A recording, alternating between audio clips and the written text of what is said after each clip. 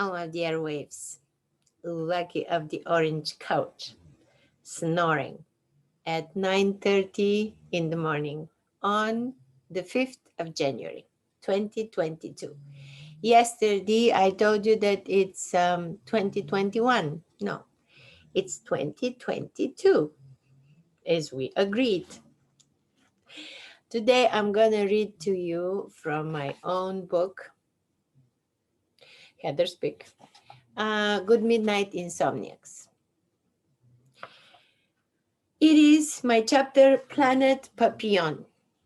When I moved out in 2011, I started living in a penthouse and it was called Papillon Plus. Okay, speaking of free butterflies. So here's just the beginning, a couple of pages. Planet Papillon. Needless to say, the ad for a fully furnished penthouse was published on Kijiji 10 minutes before I visited the website at 5:15 p.m. on Thursday, July 21st, 2011, after finding out that I'm accepted in the day treatment program starting on the next Monday. In brackets, yes, we need full details of time and place. I was the first caller. The name of the condominium was Papillon Plus, and the landlord's name was Grant. Not John, not Michael, not Simon, not Philip.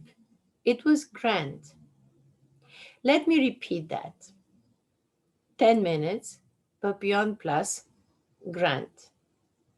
Now I really want you to think about it. 10 minutes, Papillon Plus, Grant. Let's elaborate here for a second or two. It brings together into a prism 3 points.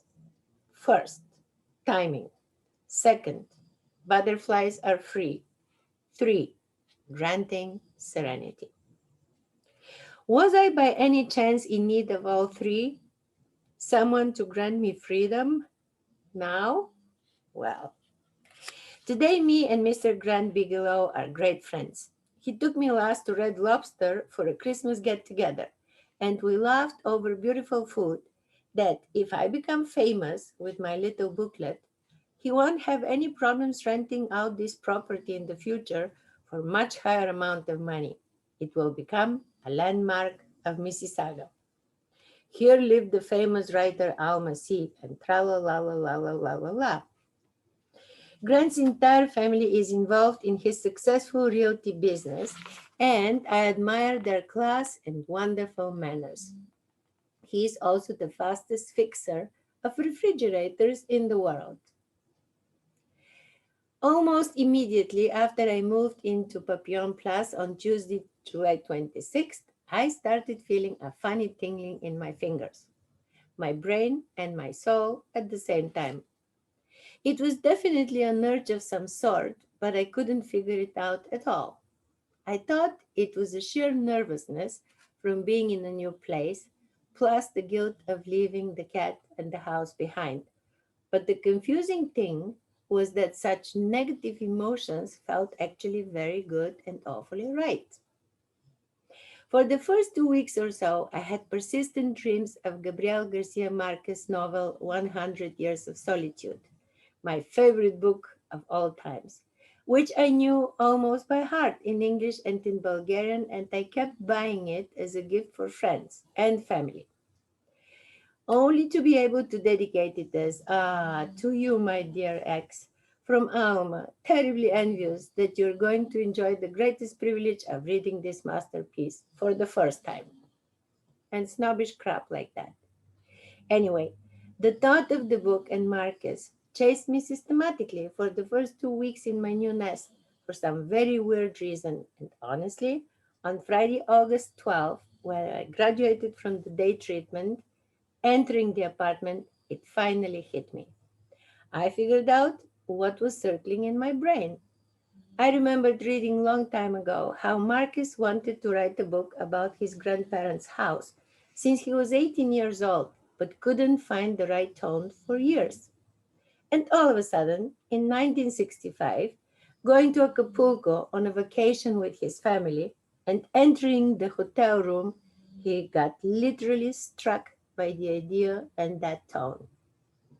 They had to return home, and he wrote for 18 months straight, smoking in his room and letting his family borrow money for food while finishing it, and also selling his car to give his wife money for food. Well, come on now. I know what you're thinking, and no, I'm not that silly. I'm far from implying here that I have anything in common with Marcus except for chain smoking, or that good midnight insomnia is gonna win me the Nobel Prize for Literature of self-help. But please know that I got the exact same feeling entering my place and taking a deep breath, I mean lighting a cigarette, and breathing in the atmosphere of Penthouse 6. I suddenly knew that I will write the book right here and right now, a dream and a plan of mine since grade 1, 1967 in Sofia.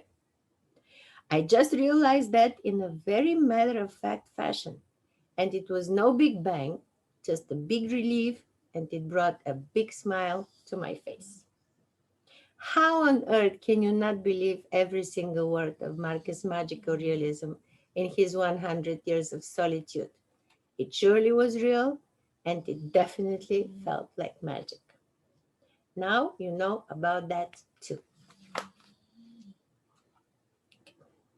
I think this is such a nice book. You can always Google it. Have a beautiful day. I don't know if we're going to touch any video because it's a very, very gloomy day outside, and it's also very early. We'll see you tomorrow. Tomorrow is going to be Thursday, and it's going to be January 6th.